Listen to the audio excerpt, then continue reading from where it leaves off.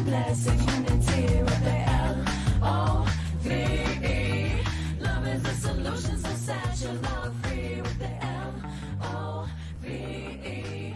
Further evolution and blessed unity.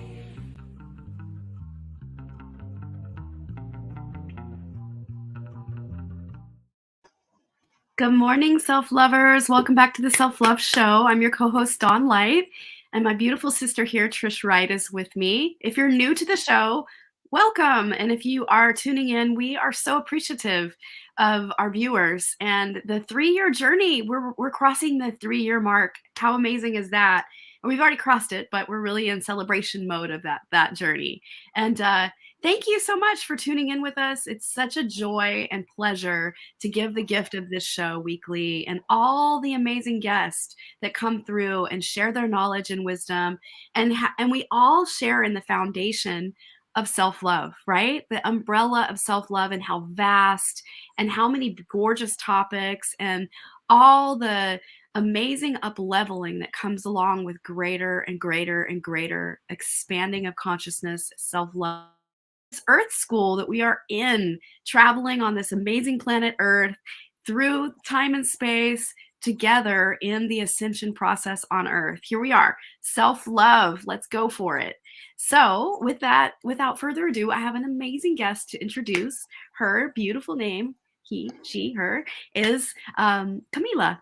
And I want to just share her beautiful bio for a moment. What's all the self-love hype? Why would you want to deepen your practices of self-love? Such a good question. And how do you love yourself in a sacred way? We will be exploring these questions and more in a juicy conversation with audience participation. So come explore spiritual ascension through tantric practices of self-love. Kamela Love is the founder of Transform Into Love, the founder of Integrate Legacy Dispute Resolution, a co-founder of Queer Tantric Arts, and Awaken As Love Facilitator. How great is that? A transformational relationship coach, an integrative mediator, a facilitator of conscious play parties and sex positive experiences, and a former practicing lawyer. Kamela blends their training in mystical Sufism, neuroscience, EFT tapping, and transmutation of trauma, energy sex, and energy healing. Transformational coaching, Neo-Tantra, Shamanism, Cherokee Native American practices, NVC and conscious communication, heart-centered conflict resolution, restorative justice, and law to offer holistic perspectives on physical, spiritual ascension, and sexual liberation. They have identified as queer and poly for 15 years, and Kamela's highest soul calling involves awakening humanity into a quantum upleveling of societal justice and cultural harmony in such a way that we experience a lived reality of the presence of divine love in every facet of our lives. Wow. Wow, you've done so much. Thank you.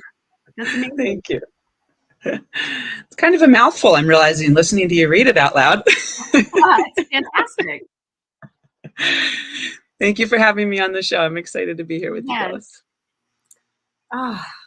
So what you all don't know, but I'm going to tell it, is that I met Kamela in 2020. 2020? Sounds about right. 19 maybe? No, I think, no, 2020. What? So we were taking the Scott Katamas's Love Coach Academy mentorship program. Nice. And time is so weird in my brain. It was COVID era. We'll just say that.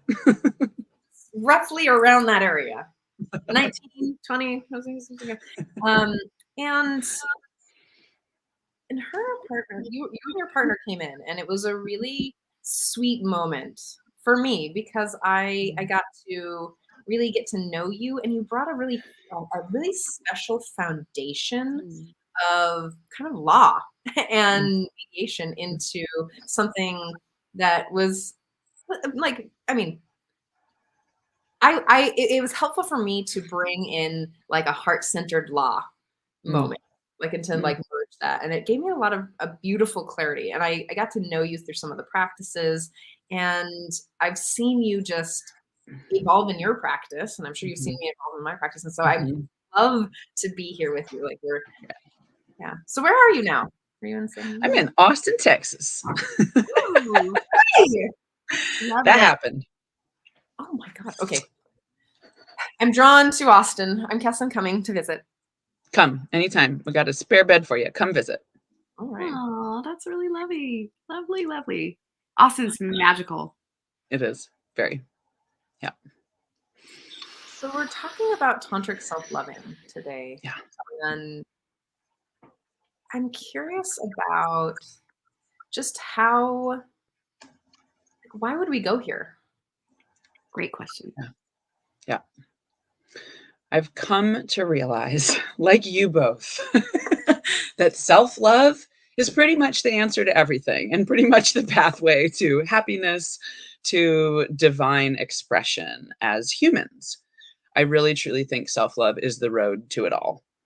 And I grew up Sufi. I was born and raised in a Sufi mystical path. And that whole world, if I sum it up into one teaching, it would be that we are manifestations of the divine.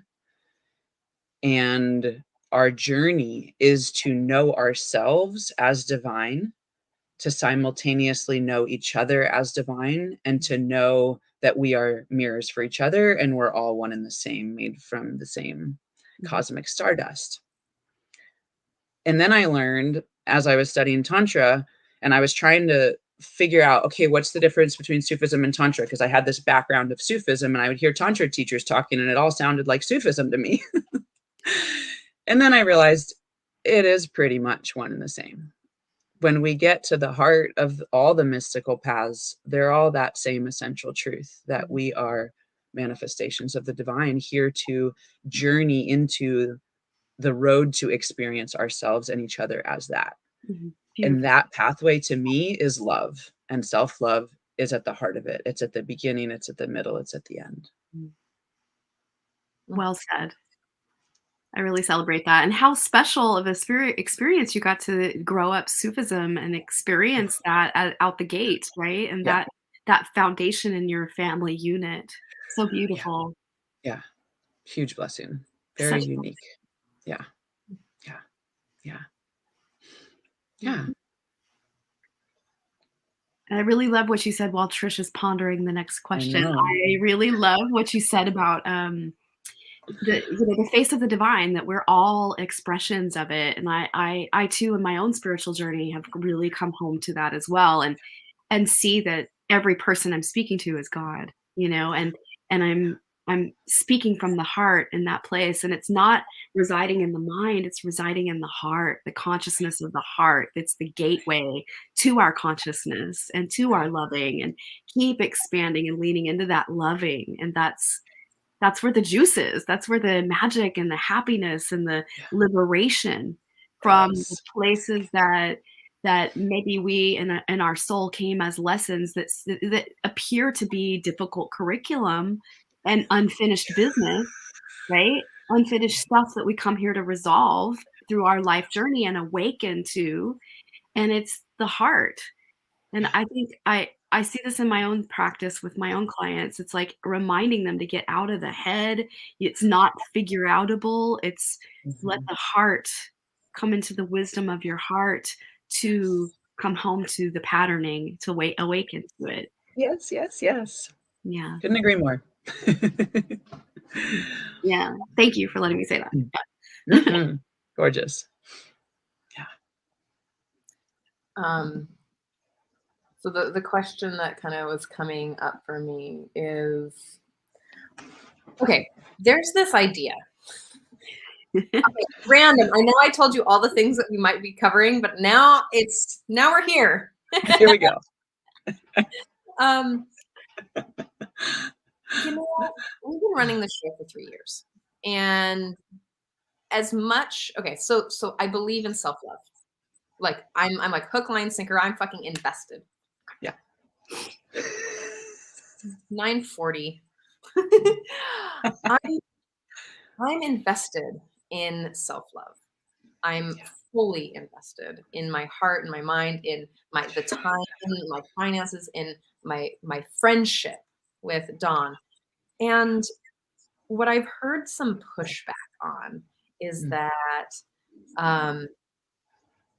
of course that self-love isn't the only, like, self-love isn't the only way, or you can't, you can still be loved even if you don't love yourself. And I just want to talk a little bit about this. Do you know what I'm talking about? Because I think that this idea that, again, we live in a community of 8 billion people.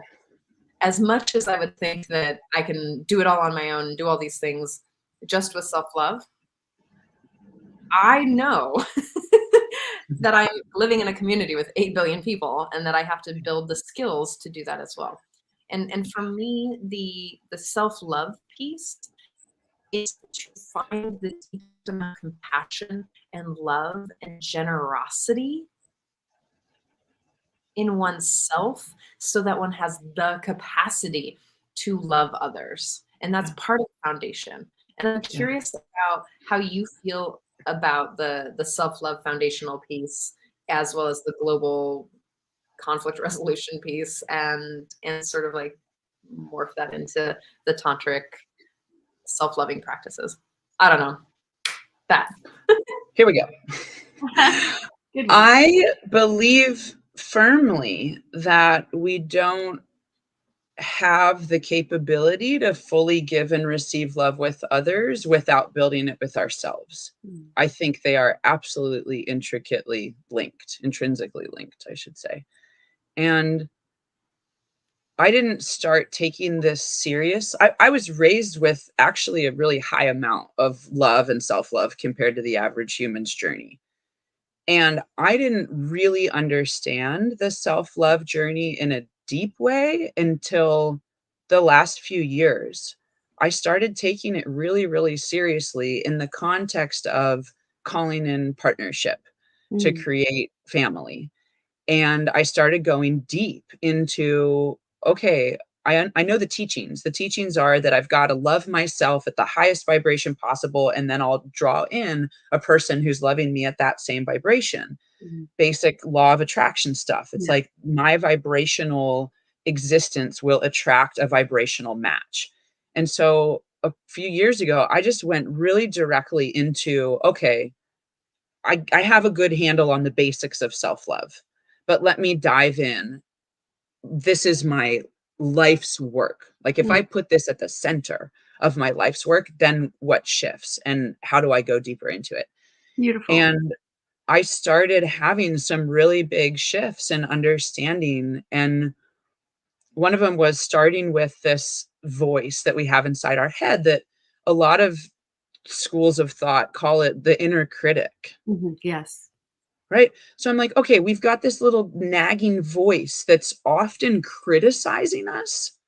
And it's inside me. This is me. This is my psyche inside myself. I'm responsible for this world, and I am fully empowered to change this world. Granted, yeah, we've got to look at childhood trauma and the distortions that were fed to us by our parents, and we've got to work on those things. So we have tools, we work on them, and we shift our inner story. And my vision was, okay, what if that inner critic voice was the strongest, most supportive cheerleader I've ever had? And Beautiful. why wouldn't I want it any other way? So I started going to town at really paying attention to how I speak to myself and my internal world. And I don't mean when I sit down to pray or meditate, I mean every freaking day and every moment of every day. Every millisecond of whatever's taking place, right? Right. Yeah. And I was like, okay, if I really am treating myself like a priestess and I really believe that I'm stepping into this priestess embodiment, how does a priestess talk to herself? How does a priestess treat a priestess every second of the day? And that was one of the first real palpable projects that I started working on, is that inner voice being a source of love and strength and support and sisterhood. Me to myself, sisterhood. Yes.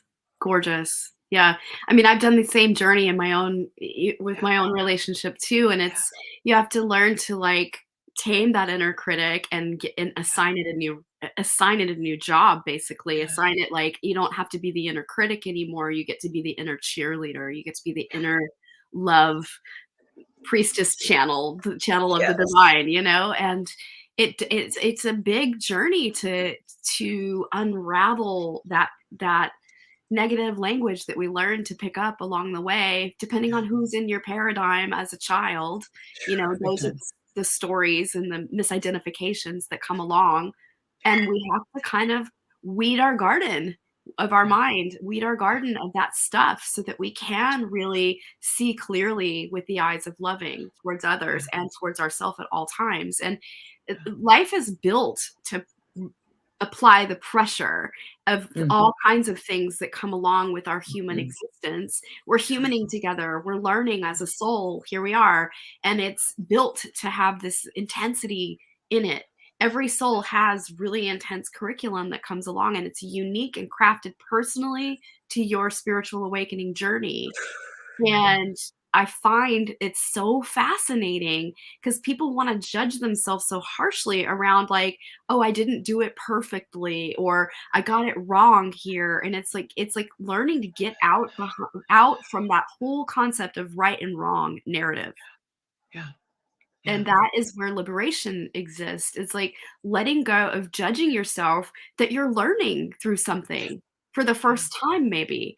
And as a soul, you might be taking on a whole new adventure in life and learning for the first time. And it's okay if you take a few missteps before you actually land and nail that next big step at whatever it may be, right? And so it's just about the opportunity to, can you be loving towards yourself and others while you're having this experience? Can you be in the compassion while you're, I don't know, it's messy all around you. Yeah.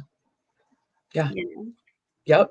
Exactly. Yeah. That's when it really matters. That's when it really matters. When Like, I just personally moved, and it Yeah. was really, really an intense time in my, like, 3-week period of just intensity, of just, like, chaos everywhere and, like, people pulling on me a lot to, like, Yeah. new things happening in my life and a lot of new intensity, and it was just like I had to really strengthen myself in my practices to make it through that. And it was like, I can be in my loving towards myself and others while I'm experiencing this kind of perceived chaos. Yeah. Yeah. I think we're all love coaches and relationship coaches. And Esther Perel talks about measuring the strength of a relationship by how they get through conflict. Like, to Yeah. me, that is so critical. How do we navigate conflict in Mm. any relationship, as coworkers, as mother and daughter, as lovers? How do we navigate conflict? Because that's when it's the most difficult to call in love, to hold our center, to maintain, to use our tools and our practices. So that, to me, is one of my favorite areas to support clients, couples, is like, how do you navigate conflict? That's Yeah. great. Yeah. I'd love to just bring in a couple, like I want to invite the listeners and the watchers right now to, we talked about inner critic, and I'm going to invite you to think about what your inner critic sounds like. Mm. Is it judgy? Is it shamey? Is it guilty? What does it do? Like, is there a tone to it? Mm. Now, does it sound like your mom? Or your dad, Right. or your brother, Or your teacher? or your uncle? Or someone in your school? Mhm.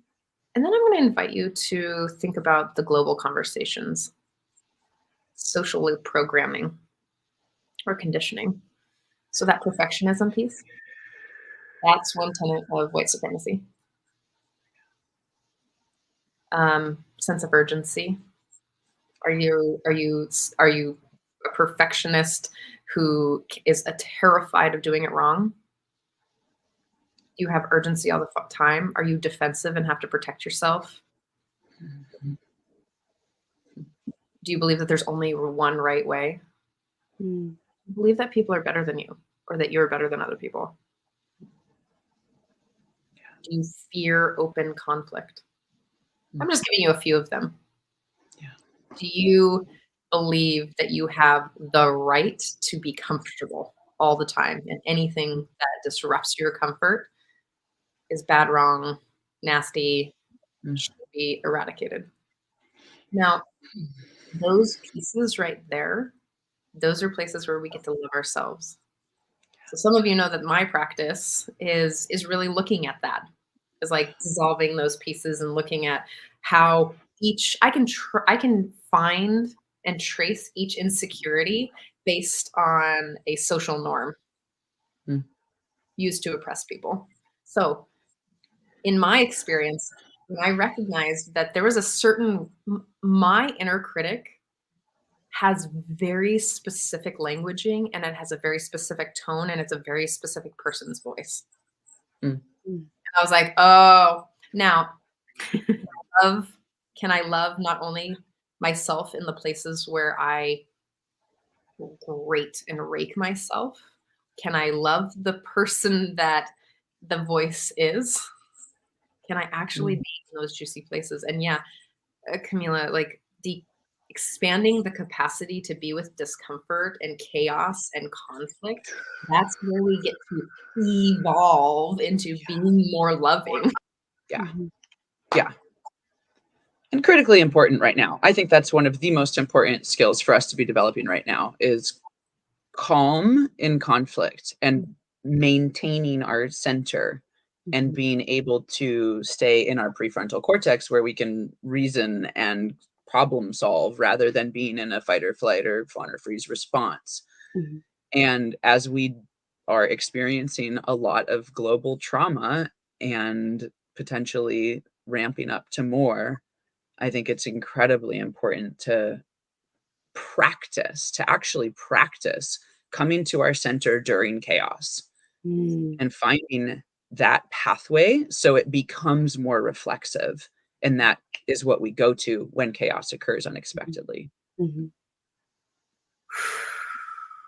And also give yourself the opportunity to feel the feelings too. Don't but step Yeah. away. Step away and Yeah. protect other people from your anger and frustration. You know, Yeah. that's the one thing that I think, like, the spiritual community really fucked. Gosh darn it. Well, you know what? This is the one. Sorry, Roy.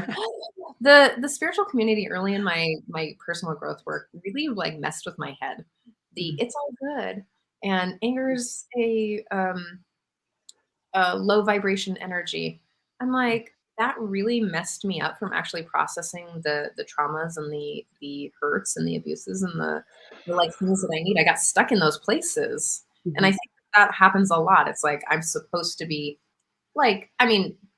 socialized as male behavior. They're supposed to be stoic, and they don't ever get to be taught empathy or like to express themselves. Like these are the places where we get to actually fully express ourselves, and the actual expression of the anger, the frustration, the depression, the sadness with the processing in it. Like we're not taught to process it, right? And I think that giving yourself permission to process it, not in space with other people, like violence or any of those things, not in like creating a container to express your loud, wild emotions that's safe with someone, maybe like your therapist, your coach, or by yourself if you have the practice, is critical and crucial to our evolution as people, because you've got to move that cortisol and adrenaline. And I think that this embodiment piece, coming back to this tantric self-love piece, is also incredibly helpful, because there is a lot of practices in foundational or traditional tantra, in the spiritual practice, as well as the more embodied practices of the West. Like there is a lot going on here that can really help process information, like the shaking, is it neurogenic shaking, and then there's lots of different sensational practices. It's yeah, I was just bringing back the conversation.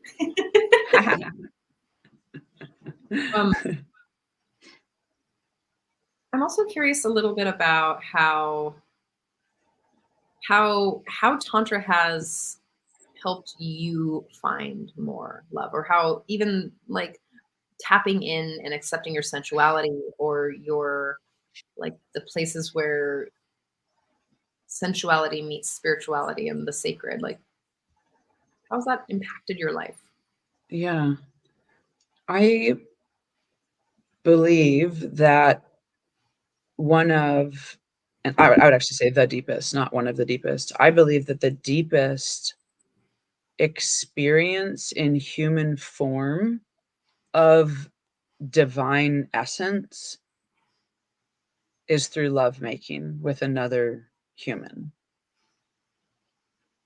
And that's because so we can make love with ourselves and we can experience deep amounts of self-love. And I've been deep in that journey. And I've also come to my own conclusion that with another person, for me, there's access to deeper states than me alone. This might be controversial and different Tantra teachers might disagree, and that's fine. For me, it's about there's a synergy, there's a compounding of potential when there's more than one. Right? Like each of us brings a whole vibrational field. So two vibrational fields creates a maximum potential activation and ascension and connection. And I believe God made it this way, that the deepest experience we can have of the divine is through another. And that's intentional in the design, so that we are inclined to explore connection with another, seeking a divine experience through it. So in the acts of trust and surrender and the unified giving and receiving, it's through those fields that we can experience the highest ascension, the highest pleasure, the highest form of prayer, the highest form of obliteration, spiritual obliteration. This concept of being annihilated into the divine. Sure, I've had peak moments of that in my own meditation, in my own ceremonies, but I would say through another, with another, are the maximum experiences for me personally. I love that. And I think they play into each other. I fortify my vessel.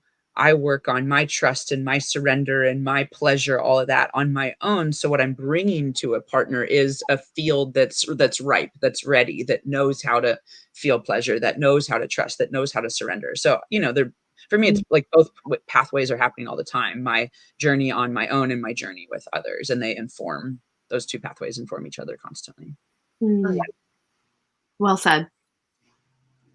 Oh, I love this because it really validates that we're not living in just individual bodies, right? So the thing about, I've often, Don, you've heard this before, but I've often thought about, if I was the only person on this planet, would I still have this problem? And I often have meditated on that. I'm like, the thought around it is that if I grew up without knowing any other person, that's the way that my body would be kind of like my nervous system would be aligned towards those like just being alone, and I wouldn't have a language. I wouldn't be thinking about things. There would be a lot of things that I probably wouldn't feel because I have no recollection or need to have that connection. So when we come back to living in a tribal community, a global tribal community, is that our bodies have learned to co-regulate. Our bodies and our minds and our needs are a lot with other people, right? Yeah. Like I need Dawn to call me randomly at night because she knows I'm awake. Like I need that. Or I need to sleep next to someone, just not even like a platonic, even just so that our breath and our heartbeats, and just think about how when you hug someone, how your body relaxes. Like our bodies are designed and wired for other people. So as much as we can do, we've got to do the self-love, and we got to do the foundational practices that really put the bricks and the foundation in place, so that we can show up in love, so that I can show up with Dawn and be like, oh, I messed up there and I really love you and I'm going to do better. Or I can be like, hey, I'm going to go have fun. It's just like, we need those things. I think we're meant to spiritually activate each other. God moves through us, through our conversations and through the energy exchange. It's God seeking God through each person, and it's always greater and greater levels of expansion taking place. And, honoring ourselves through our practices, through our daily commitment of like, stay committed, keep staying committed to your own spiritual practice, whatever that is for you. But it's, just continuously seeking and finding the barriers that are built against love that are just in the way of knowing ourselves as our divinity, because we can't get away from love. We are love. So it's really about paying attention to like, hmm, is that really strict, rigid stance that my mind wants to hold about a XYZ really accurate? Is that really authentically me, or is that, and that's when you get really clear and start to really notice like, oh wow, I have a reactionary thing that takes place when someone says XYZ to me, or I have a really strong reaction all of a sudden that catches me off guard. I'm just giving these as an example, right? For people to kind of lean into and explore. And this is where it's a barrier seeking itself to be released. And our beloveds, our close loved ones are the ones that bring that stuff forward for you to see it. And sometimes we're caught way off guard when it happens, and it's okay. It don't make it wrong or bad. Let go of identifying that it's wrong or bad that it's happening, and lean in with curiosity around it all. And Yes. that's when, if you just approach your life through the eyes of curiosity and commit to staying curious and open, even if it's painful, Yeah. that is the window or the doorway that opens in your consciousness to actually lay down the stuff that's like, take it off like an old coat. It's no longer working for you. You can actually shed it. You can actually lay it down. You can actually surrender it all together. Yep. Yep. I find that the practice of honoring our triggers as our treasures is one of the most important aspects in intimate relating. And most of us very quickly go to blame and projection. And that's, some of the deeper work that we deal with couples and in our own relationships. So I'm feeling at this point in my life like I'm really proud of how far I've come with that, where pretty freaking quickly, if I feel a trigger, I'm in full self-responsibility mode. I'm like, okay, what is this person showing me in my own dysregulated or disintegrated, I should say? What is this person mirroring for me, a part that's disintegrated, that I can go lovingly collect that part and love myself back into wholeness? It's like, like how quickly can we be in self-responsibility and not in projection and blame? Mhm. And I'm finding that I'm really now owning that practice in a really deep integrated way, where it's like, if we really are a hall of mirrors, if everything in Dawn's experience is subjective mirrors for her growth and integration, and everything that I see is subjective reflections for my growth and integration, then immediately we're thankful to each other's souls for being the space where that thing could be reflected, and I could do the hard work to Mhm. get to loving that part of myself and integrating that part of myself. Mhm.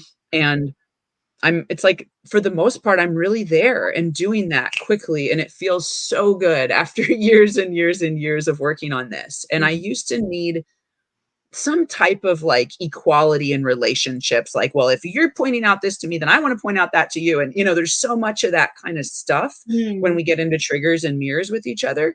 And I'm like, finally, I'm at a more graceful place where I'm like, your work's your work and my work's my work, and they're not the same, and they don't need to be the same. They're never going to be the same. And whatever's showing up for you is beautiful for you to work on, and you're going to choose to work on that when you're going to choose to work on that. I have no say in that, like sovereignty over there. And I get that I'm mirroring something for you, and I can hold love, and I can let that projection go, because I know I'm right now your mother or your father or your whomever caregiver, and when I'm rattled, it's like, this is my work. How quickly can I take ownership of the thing that's showing up for me and make it 0% about them?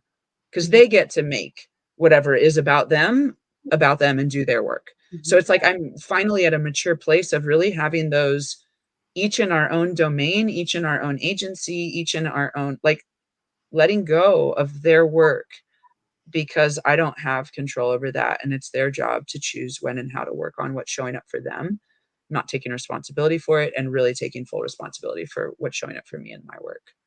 Mm-hmm. Beautiful. Yeah. Mm. Yeah.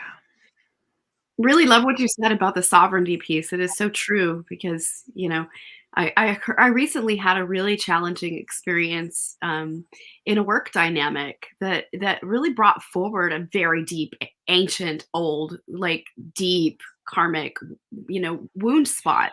And I've really worked through it and with it and released my father altogether, but it brought forward that. And I think that I've been deeply reflecting on it for a few weeks now, and it's, I wanna say I'm so proud of myself because I Mhm. recognized it arising in the moment and didn't get triggered, even though it was wild to witness myself in it, and to witness it occurring, and to witness that person's behavior towards me and the derogatory nature of how it was unfolding, Mhm. and really kind of like intensity and kind of a nasty behavior that is a really unacceptable behavior for me.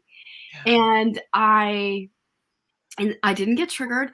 I didn't lean out or pull away. I didn't go into a wounded behavior spiral in my mind. I literally was present with. But Mhm. the interesting thing is because it's like the derogatory kind of shaming, wronging, intensity way of being in their behavior or wording this is how my dad would show up for me as a child and really pressure me and pressure and like pushing and pressurized and demeaning and very nasty and uh and then insisting on my brain to function in a way that's like do it kind of thing and like move forward and do and my brain wouldn't work. Like Mhm. I would just go blank, right? And this is interesting because that arrived, and I had to move into a place of being very Mhm. creative, start to do wordsmithing. And I just said, look, can we set this aside? I noticed that this is occurring, and I was able to articulate with words in the moment about what was going on for me internally without any wronging myself or them. I understood what was going on. I even uttered the words, "I know you're not intentionally trying to hurt me," which was really profoundly Yeah. powerful. And it gave me an indicator. And I think that this occurred because I worked for 2 solid straight years in graduate school to lay down all the difficult curriculum with my father so that he Wow. literally transitioned to the next realm, like, gone from the planet, our curriculum's complete. Child abuse survivor, and that was so intense, like, an intense reality. It took me 45 years to Mm. break through the rejection lens of perception of Mhm. life, and Yeah. that little snippet coming through a beloved in a work dynamic, unexpected, was Phew. such an opportunity for me to see that it was a checkpoint on the spiritual journey of like, Mm. I think that we're traveling around this like mountain and we come to a higher elevation, but we come back around to that original wound and then we come back around. And it was like the spiral coming back around to Mm. show Mm. me. It's like I don't need to make this wrong or bad or about me or Mm. I haven't done the work. I have done the work, and to fully acknowledge myself and the fact that I didn't get triggered, I asked consciously to set it aside, I Yeah. named it, and I even said, "My brain is blank, I cannot do the work Mm. right now," and then it Mm. moved into a conversation of like, "Oh my gosh, I'm so sorry, you've been Mm. triggered," and we were able to talk about the trigger. It was really profound for me. Amazing. Profound. Amazing. Yeah. Good And work. that's like, wow, I think that we're always peeling the onion layer of, like, our core curriculum we've come to work on. Yeah. And not to say that I'm perfect and I did it, it's not about right or wrong, and it's not about making her wrong either. She's not, it was just something that was evoked through her for me. Yeah. And that it Yeah. was a gift to see my growth and evolution and expansion. And yeah, I just wanted to share like that active piece of like, wow, doing the work. It's real. It's amazing. That's huge. That's huge. And it really relates to self-love. This is actually a piece that I have been working on this week really pointedly. I noticed a pattern where I will allow someone to evade self-responsibility. I am the space where they can evade self-responsibility when they bring that kind of nasty attacking energy, because I have all this training in like holding a space of unconditional love. And I find myself in relationships where I'm holding space and they're throwing nasty things at me, not like processing them out there, but like throwing at me. And I'm like, okay, whoa, like clearly they're in a trauma response. Okay, can I ground? Can I hold love? Can I be the space of, not taking this personally? And I find this week, I just had a breakthrough in like, whoa, Kamela, that is inconsistent with this whole space of being self-love from this goddess priestess archetype. I'm letting some nastiness at me. Yeah. And I just this week had a big breakthrough in, okay, how do I actually find my voice in that space when it's happening and be like skillfully stop the verbal violence. Like, hold on. I love myself really deeply, and I love you really deeply. And I know we both have a commitment to speak with kindness, with gentleness, and coming from love. Can we real time right now shift into that energy and continue the conversation from that place? Beautiful. And I haven't done that in the past. Amazing. And I realized I'm allowing myself to be this kind of trash can, this receptacle where I'm like, I can alchemize that. I can alchemize that. I can alchemize that. And my inner child's like, this is scary. Like, what are we doing? Why are we not putting up some boundaries? And, and I'm like, oh, shoot, So thank you. I'm on that shift right now in my life, and it feels incredibly valuable, and it feels like an initiation into deeper self-love and holding boundaries for the space around me that it resonates with my self-love for myself. And thank you for bringing forward the boundary piece, because I didn't mention that, but I definitely assessed I assessed the whole reality and was like, this actually is no longer working for me. Yes. I just was like, I can't continue. I can't continue this now, because the important piece, right? Yeah, like I'm not a stand for, disrespectful relationships. Like if disrespect is going to reside there, I can't be in a relationship. Trust is broken, and that's just not. Yes. And I trust myself, and I trust them, and I trust others to always come back into loving. And I desire that so deeply. And if it's not in alignment, then it's okay to reassess and have boundaries. Yeah. And we can't enable problematic behavior. Yeah. Loving ourselves and loving each other is taking a stand for respect. And for boundaries, and taking a stand for safety. Great conversation. Probably have a short tool for us. Yeah, I'm gonna weave in. So juicy. It's literally perfect. Everything we've been talking about are the tools that I prepared for this talk. So I'm really just gonna bring in the different pieces we've been talking about into tools.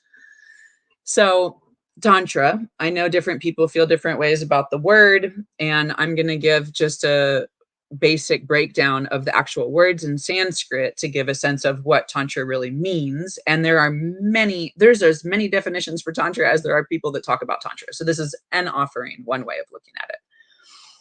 So one way I like to look at Tantra is it's an energy activation and a working with polarities of Shiva and Shakti, or masculine, feminine, or penetrative, receptive, for the purpose of spiritual ascendancy.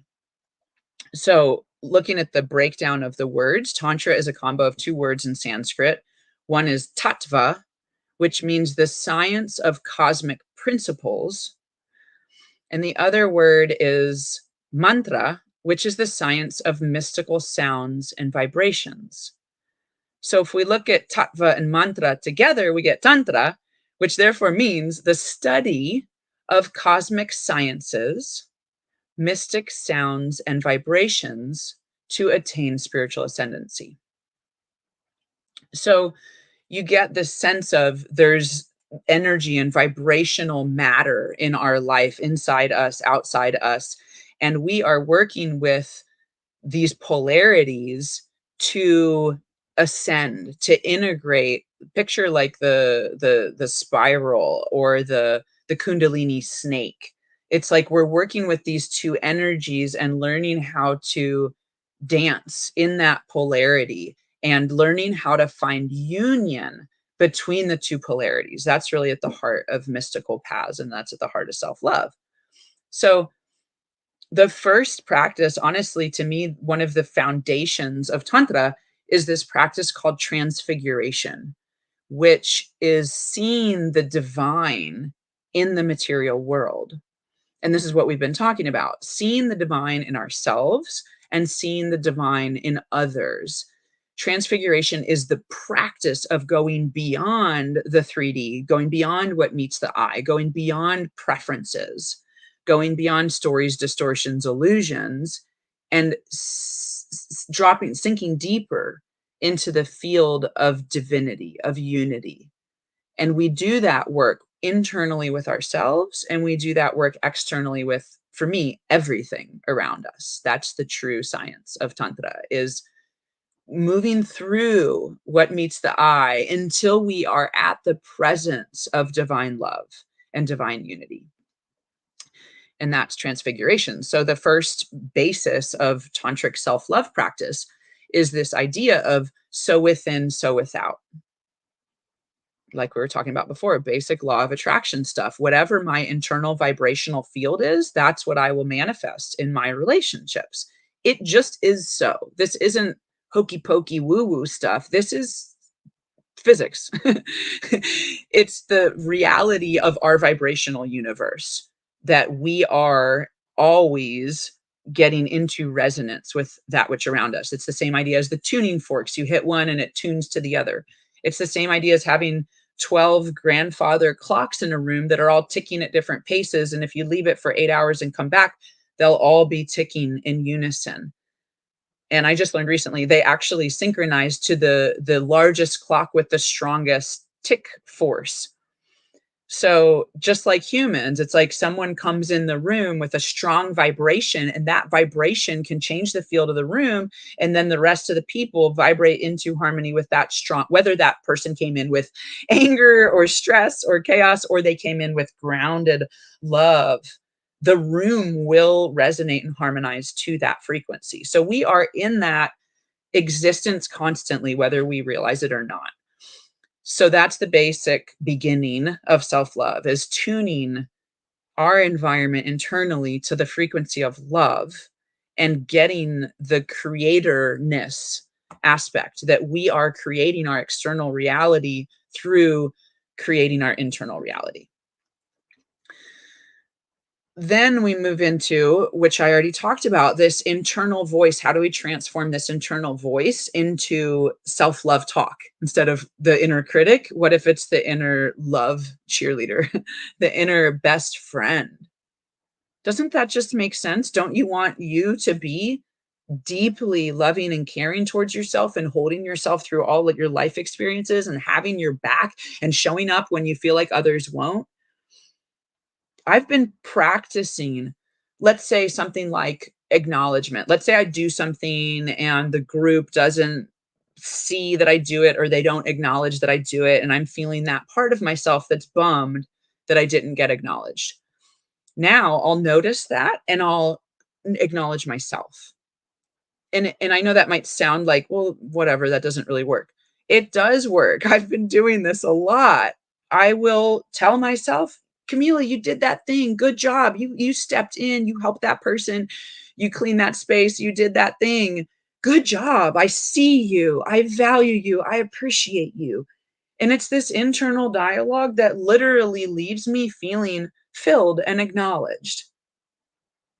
So that's the next layer of the self-love practice. Literally be that which we are longing for. I received an incredible session from a friend of mine, and she helped me get this longing that I have for partnership, for family, that comes from some wounds around not belonging. And she goes, be what you're longing for rather than being longing. If I'm being longing, then I'm the space of missing, I'm the space of lack, I'm the space of unrequited desire. That's what being longing is, which I think I've been doing.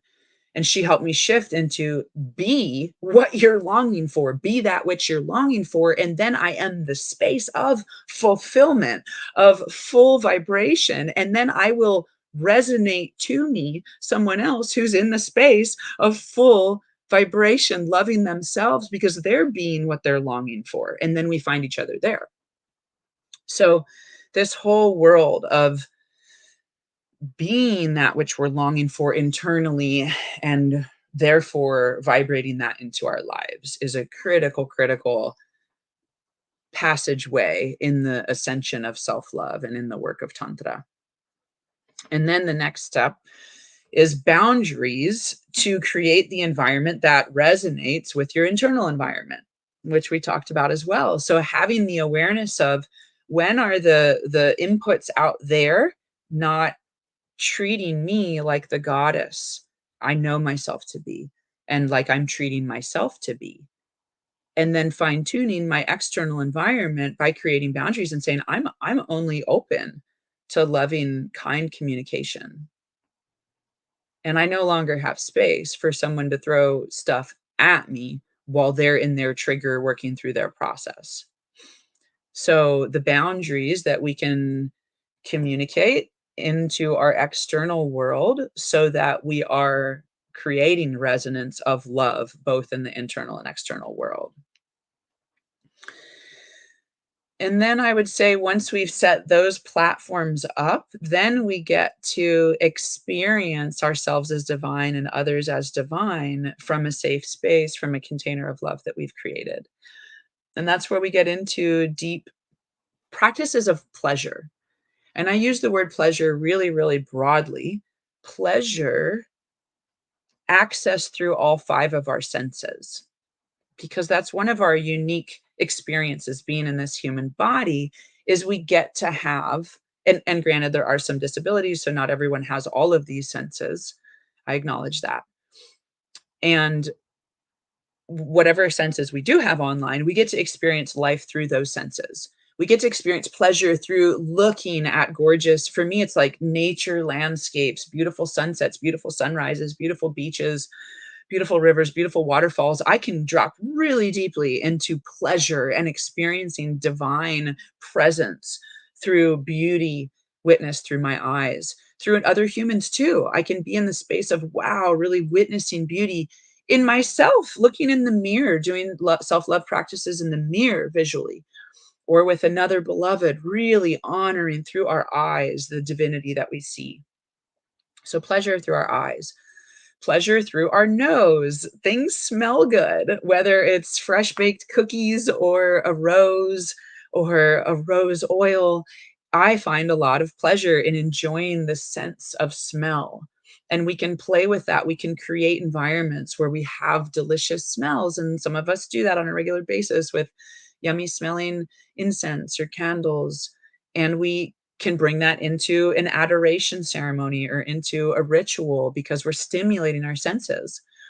And sense holds memory. So we can stimulate Copal or Palo Santo. There's a way that it clears the field, and there's a way that it can take us into ancestral memories, priestess, temple memories through smell. So smell can be an access into the divine through ancient memory as well. And I could go through every single sense, but it's like we take every sense and we look at how do we allow ourselves to experience pleasure through that sense. Touch is obviously a huge one. Touching ourselves and receiving and exchanging touch with others, both are relevant. And there's so much work to do. And I know we talk about it here on the Self-Love Show. There's so much work to do in reclaiming pleasure. And usually what's in the way is various stories and beliefs around shame and worth, not deserving pleasure, or having been shamed when we were experiencing pleasure when we were young. And I dream of a world where we're raising children with pleasure affirmation rather than pleasure shaming. So kids are growing up knowing that feeling pleasure is a beautiful thing and a good thing, and to lean into it more. That is really part of what gives us the fullness of the human experience, is allowing and receiving pleasure through each of our sensory channels. And for me, that's really the deep growth work. Once we have the foundation set, then the deep growth work and the deep ascension work in Tantra is through pleasure as the access, sensory pleasure, our senses as the access to pleasure, and pleasure as the access to spiritual union. Really, truly, because I was talking about before, I believe that lovemaking with another is in a deep, surrendered, trusting, prayerful way, is the deepest experience that we can have of divine energy in this life, because there is that union of polarities. And I don't just mean gender, male, female. It can happen with female, female, male, male. It's there's a fusion of polarities of the two into the one.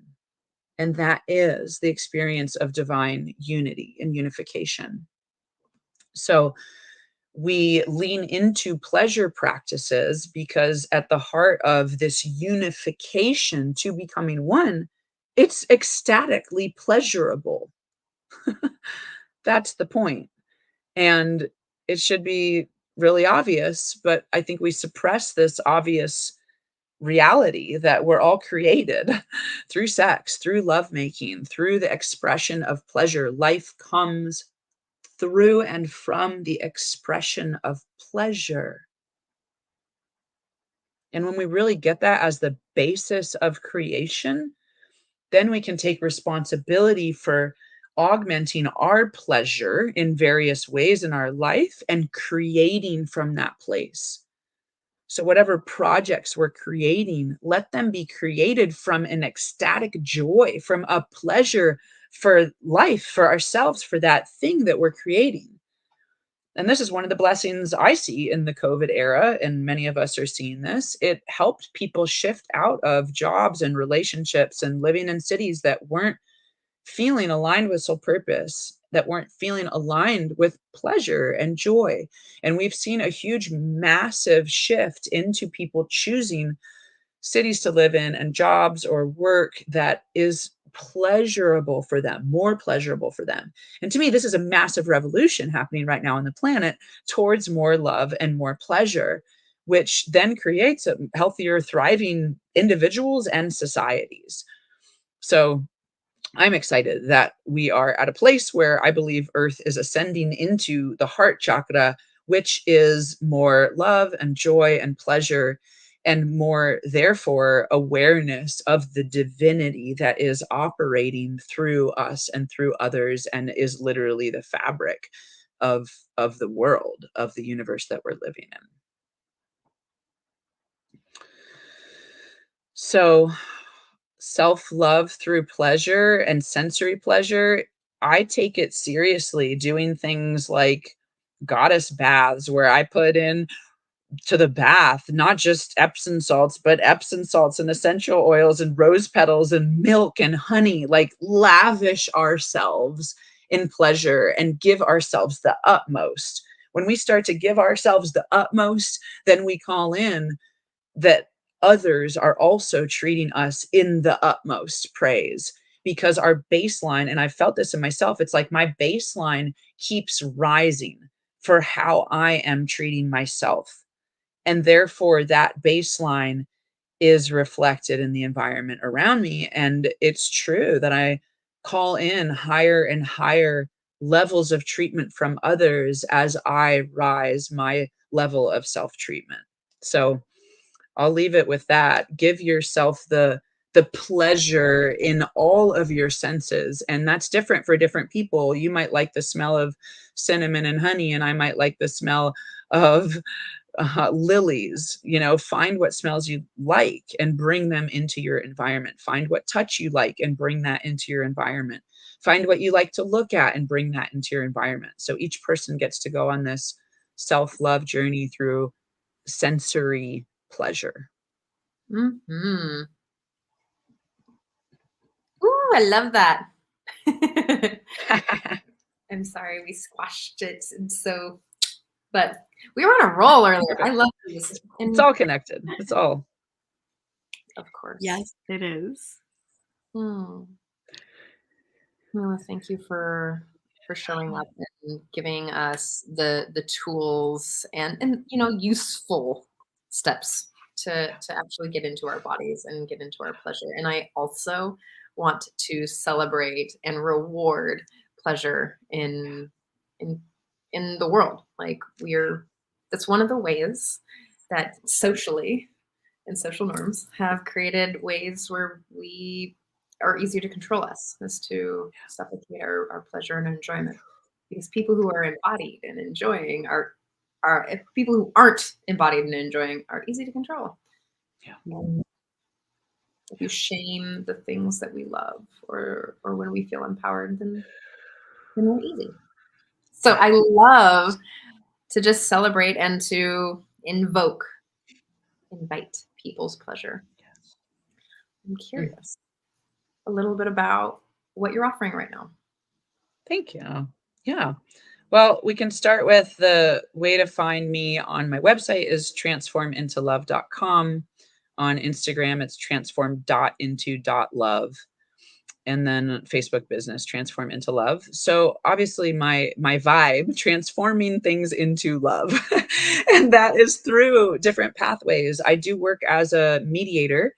I do holistic heart-centered mediation that is trauma informed and comes with a lot of awareness on keeping the nervous system regulated while we're working through conflict towards resolution. So I love doing holistic mediation work, and that's one way I'm serving the world right now. And I have found myself in a niche that we're calling Tantra positive mediation. So mediating the spaces where things have gone wrong in sacred sexuality fields, whether that's in a workshop, in a training, in a festival, or in a one-on-one private session. So that is a place that I've realized, wow, my skills really intersect here. How cool to be serving as a Tantra positive mediator. And then I work as a coach. We're all coaches here, and we've been trained in some of the same academies. I'm a love coach through Scott Thomas's Love Coach Academy, like Trish was talking about before. And I offer coaching work that involves different modalities. I'm a EFT tapping practitioner. EFT stands for Emotional Freedom Technique. And I find that tapping is one of the most effective tools I've seen anywhere that people can learn themselves and do on their own body very easily. That is like literally almost immediate nervous system regulation and extremely effective trauma healing. So I bring tapping work into most, if not all, of my sessions. So that's a tool I use a lot. And I do sacred sexuality healing work with folks, and I do relationship coaching and support couples through communication breakdowns and conflict and through challenges with intimacy and sexuality. So the whole world of sexuality and conflict resolution in many different forms. Awesome. Fantastic. Yay. And I teach for Awaken As Love, which I'll just plug that because that's coming up soon in San Diego, May 20th through 26th. I'll be teaching Awaken As Love, which is a week-long, beautiful training retreat where we go into shamanism, tantra, biodanza, which is a dance form that really works through emotional awareness and emotional regulation and emotional connection. And the fourth pillar is integral theory, which it's attributed to Ken Wilber and spiral dynamics as sort of an offshoot of integral theory. So it's a wonderful way to look at human evolution. And that's the content of Awaken As Love, and excited to facilitate that next month in San Diego. Amazing. Ooh, I love that so much. You're doing such great work in the world. Love Thank it. you. Thank you. And for those in Austin, I'm holding a Sacred Women's Circle this Saturday where we'll be getting together. This is a trans-inclusive event, female identified folks, for a sisterhood circle where we'll be doing tapping work together, working through grief, and we'll be doing emotional release tools, getting gunk and junk out of our field that no longer serves us, and calling in what we're manifesting for this next new moon There's 2 new moons in Aries. We're in a special time right now where the second new moon in Aries is coming up in a week, and it's called a dark moon because it's the second new moon in one sign. And Aries is the first astrological sign of the year. So we're in the beginning of the year now. And because Aries has a second new moon, it's like this built-in pause for us to reflect, for us to be in the void, in the darkness, in the mystery at the new year. So it's like, actually, let's pause and let's look at what we just said we're creating, and let's make sure that it's really aligned so that what we're moving forward creating is fully aligned for this year. And I think that's a really cool space that we're in right now. Yeah, that is beautiful. Well said. Thank Ooh, you. Thank Love you. that. Thank you. for me. Yeah. It's such a pleasure sharing space and time with both of you. Could go for Aw. 2 more hours easily. I know. You're such a beautiful being and have so much love offering. It's just bubbling up through you, and I'm just so excited for your work in the world, and yeah, juicy offerings. Like, wow. Thank you. Wow, wow, wow. Mm, So mm, good. mm. Thank you Thank for you. today. Thank you for your heart. Thank you for all the work you've poured into your life to arrive here and be in this amazing place in yourself. It's just gorgeous. Thank you. Thank you. Same to you. Thank Always a you. pleasure to have you on. Done? My pleasure. I'm so good. Yeah. So just sending love and appreciation to Scott Thomas, Love Coach Academy, Sign Network, Global Peace Tribe, Roy, Russell, and Marvin for being epic superheroes Yes. all the time. To Dawn and Kamela for being amazing humans and showing up in love and Oh, in love, in commitment and standing for love every day. And I want to say thank you to you all who are watching and listening right now. Thank you so much for showing up. If you really want to do us a good thing, is like go find us on Spotify and like and give us reviews. You know, any stars that you believe, that would be really helpful. And I'll see you. We'll see you. Same time, same place, just a week later. All right. Bye.